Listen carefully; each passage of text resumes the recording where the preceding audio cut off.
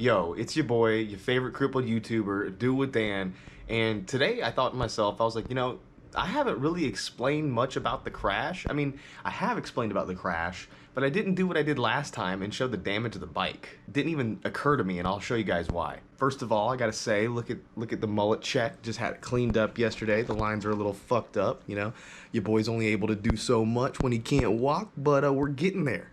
All right, look at that. That's not bad. Looking pretty thug. Looking pretty country. All right, so I'm gonna throw the GoPro on my head and we'll go over the damage on the bike and stuff like that. But when I'm not wearing my boot right now, I'm actually able to walk very carefully without it. It feels not that bad. Matter of fact, there's a spot about right here where a screw protrudes from the bone that I can feel it, and when I wear the boot, it kind of irritates it. So I'm just kind of being careful right now. But let's do some walking. Look at this, guys. Watch this. Are you ready? Wow. Not bad, right? Can't believe how long it's been since I've been able to walk. The old hustle shuffle. Vet's looking really good in here. Careful. By the way, I've driven the Corvette a couple of times since the accident now. Twice on my own without any help. And that's big dick energy right there. But we'll trot on over here to my collection of motorcycles. Let's see.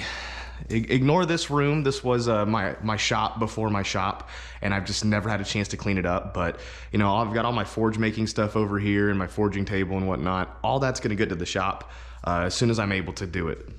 Oh, you know what? Let's open up the garage. Wouldn't it be fucked up if I didn't edit it to where you guys have to watch me walk really slowly? By the way, oh, look how pretty that truck is just sitting there like that. And look at that hashtag not a build sticker. That's for all my viewers who are liars and can't accept the fact that their dailies are also builds. Anyway, the R6.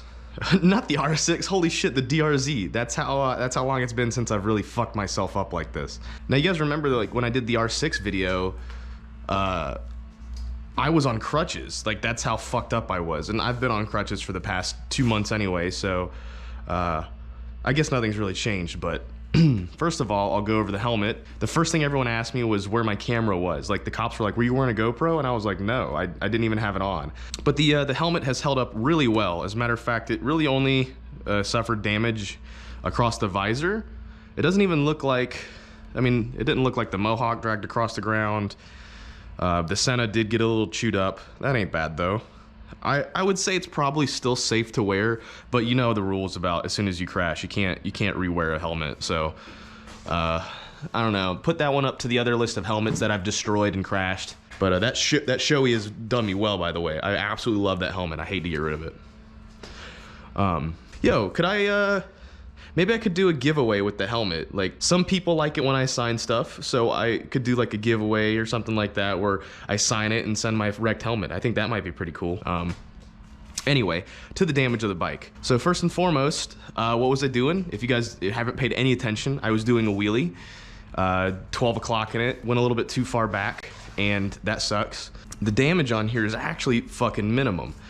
My right crankcase saver is still on, no issues. Doesn't even look like it went down on the right side at all, which is good because the left side got kind of fucked up a little bit. But fender, look at the hand-drawn fenders and fairings, not a fucking scratch on them on the right side. Tank is still good, no dents, nothing like that. My two brothers' exhaust, dude, this thing is held up through 2 or 3 accidents now, 2 or 3 crashes. You remember when Laura looped it out not too long ago? Got that little bit of scuffing right there, but other than that, not much. You can tell that I looped it out because of a couple of things, mostly how my taillight is still way up in there, and the taillight bracket is ground down pretty fucking good. This is the best part. I'm gonna show you guys this first. So one thing I did when I was drawing my own livery of the fairings, I put "Don't panic" at the front here, thinking to myself, like, that's clever. That's what you see when you 12 o'clock, right? Then you go all the way to the back of the fender here, and what do you get? Now you can panic.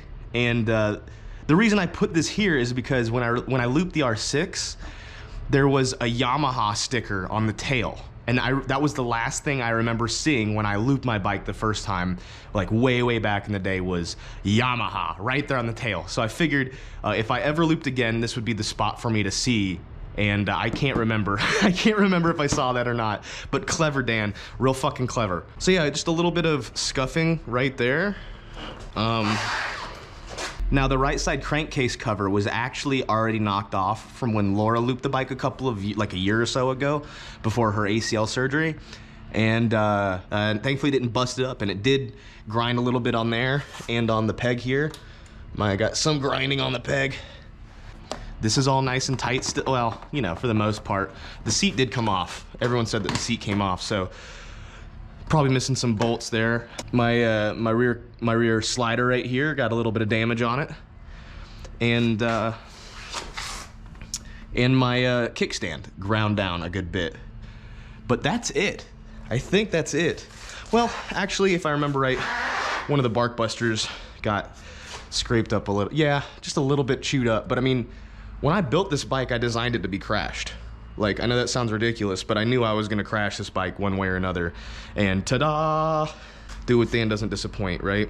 But that lithium ion battery, oh, it finally died, huh? Yeah, that's fair. That's fair. The bike is still running in driving condition though. Laura actually rode it home for me after I crashed. My plate, my good old fashioned plate, 2 years out of date when I wrecked. It was still registered, it was still insured. I just had never put the sticker on it, but I had to explain that to the cops. I was like, hey, my plates are, you know, they look expired, but they're actually in date. And the cops were like, bro, we can't even find your plate. We have no idea where your license plate is, so don't worry. I was like, cool, fuck yeah. My gloves, I was actually wearing gloves this time. You guys remember the photos of my hands, they were fucking gnarly. Dan posts photos of them in editing, if you can remember. But yeah, gloves held up decent considering how fast I was going. I started thinking about how fast I was going, right? So originally I told the cops when I looped I was probably going about, when I was honest with them, I told them that I crashed, I looped, doing a motor wheelie, and they were cool, they didn't give a fuck. But I told them when I looped I was probably doing about 35 miles an hour. But then I started thinking, I was like, wait a second, hold on.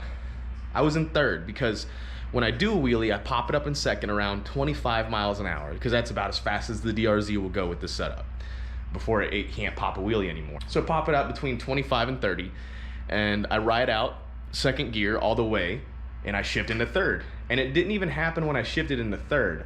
I want to say that I looped out probably somewhere between mid of third, which is pushing 45, 50 miles an hour. I remember tumbling for a very long time. But this time I was honest with the cops. You know, if you remember last time I was in an accident when I looped the R6, I told everybody it wasn't my fault because I had pretty much the entire city, like every officer in the city of Brunswick, plus the judge, he knew about my channel.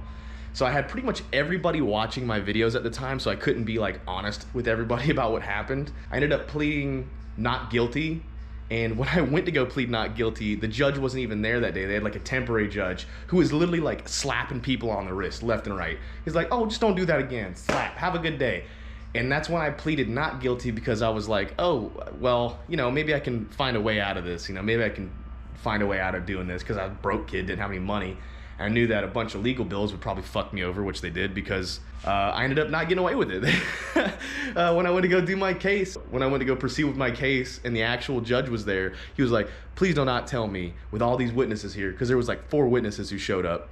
He said, please do not tell me with all these witnesses here that you wasn't out doing wheelies. And I was like, Your Honor, I was out doing wheelies. And first of all, the 4 people who showed up to testify against me, fuck them to this day. Fuck them. I hope they've had a ton of hardships. I hope, not really, I don't want to say that. They were just being summoned to court and they showed up. But they didn't have to, all right, motherfuckers. You guys really wanted to see some 20-year-old kid get fucked over for breaking his feet doing a wheelie when I didn't affect anybody else negatively, by the way. Victimless crime, for real. I was being a shithead last time.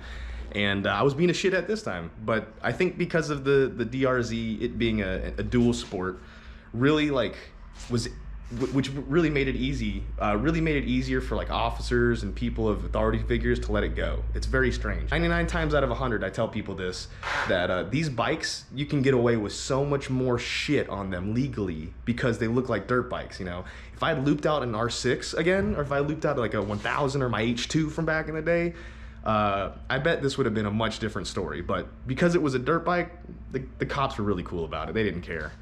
Didn't get me a ticket. No insurance hit it. It didn't hit anybody's insurance. The only person that I fucked up was me, and the only bike that I fucked up was mine. And 100% realistically, I could fix everything on this bike for like 150 bucks. Ain't that some shit, man? Ain't that some shit? But again, that's when I was dealing when I lived in a really small town like Brunswick, where a lot of people were fucking assholes, man. Most of the cops, I say most of them, but most of the cops were fucking dicks. The entire structure of the legal system there was bullshit. And as a matter of fact, there's a really intense case going on right now, with the Aubrey case right now, because of some shady shit that was going on in Brunswick. So it's no surprise to me that there was some lapse in judgment with that entire legal community. Considering how much effort they went through to get little old DOITWITHDAN. It'd be one thing if I crashed in the back of a Civic and like hurt people. But I was alone in that injury. Nowadays, I try to be as honest and truthful as possible, especially with you guys, because quite frankly, that's what's important to me. But yeah, the DRZ is 100% totally fine. I mean, it needs a new battery and a cover down there, and maybe some other pieces. Like I fixed that one piece that goes up there, but the DRZ is good to go. And man, look at this. I mean, my ankle's swelling up because I've been on it for probably about 30 minutes now, but we're getting there, y'all. We're getting there. So yeah, that's the damage on the DRZ, and I'm pretty sure that nuts up every question that you guys had about my injury or my accident. But feel free to ask questions in the comments. I'm an open book on this kind of shit. So I'll tell you everything about my injury and my accident and my damn. Yeah, the V-rod's just pissing oil over there like it's supposed to. Oh yeah, my jacket. My jacket's right here too. I don't think the jacket really got that much damage. It actually did a great job in holding up. Like, I thought this liner, it would blow through this liner like it was nothing on an accident. Mind you, I'm going about 50 miles an hour here. Only tore through a little bit here. The elbow pads were good. The shoulder pads held up nice and strong and didn't damage me, and didn't scratch up or tear up or anything like that. Is this Dainese? It is. This little liner right here, I always thought that this would probably shred if I was in an accident, and it didn't. I gotta say, that was great for doing wheelies and whatnot on it. But yeah, I might be done with wheelies for a good bit. I hope you guys understand that. I'm certainly done riding motorcycles until my ankle is better. You know, it's not that I want to stop riding bikes, but I think that I'm just gonna have to tone it back. You know, maybe that shit ain't for me anymore. I certainly don't think I can handle being down like this again. And imagine if I'd gotten hurt worse. Like if I broke my back or I broke my neck again. You know, that'd have been fucking awful. But thank you guys for all the warm wishes. Also, Grand Theft Auto is releasing the Grand Theft Auto, and this is not an ad. This right here is not an ad. This is me just talking to you guys. But Grand Theft Auto 3, Grand Theft Auto Vice City, and Grand Theft Auto San Andreas are all being remastered, or not remastered. I got lit up in the comments on a video one time for saying that. Remastered. So 3, Vice City, San Andreas are all coming remastered to the PC and whatnot Thursday this week. Thursday. And I'm gonna be doing nothing but streaming that on Twitch. Like, that's all I'm gonna be doing for those couple, for like Thursday, Friday, however long it takes for me to get bored of it. So come and check me out, twitch.tv/DIWD. I've been streaming there a lot lately. I just appreciate if you came by the stream. I have a lot of fun doing it, and it's a good way to keep up to date, and we get to chat one-on-one. Like, I respond to chat, people be like, Dan, tell me about this, and I'll be like, fuck yeah, this is all how I did this. So come on by, hang out. Also, I want to say thank you to Avalon King. I'll say that Avalon King sponsored this video, even though they technically didn't. But just Avalon King has been a great partner to work with over the years. They're just getting finished with SEMA, with Justin and whatnot, but long-time partners of the channel. They make awesome products. Ceramic coating, if you don't know what Avalon King is. Ceramic coating's armor, specifically their Armor Shield product line. You put it on your car. I've got tons of videos of me applying it on this channel, and it makes your car pretty much like water and dirt proof. Like, it's hard to explain, but it makes it extremely hydrophobic, and it fills in all the cracks and crevices in that car. Fucking 10 out of 10, y'all. I really appreciate it. Y'all always partnering with me and making my life way easier, Avalon King. Yeah, that's it. I'm gonna go get off my foot because, what, 20 minutes, that's all it can handle. So I will see you guys in the next one. And this motherfucker, I got some cool carbon fibery bits coming for it. I'm gonna talk about in a different video, but I love this car.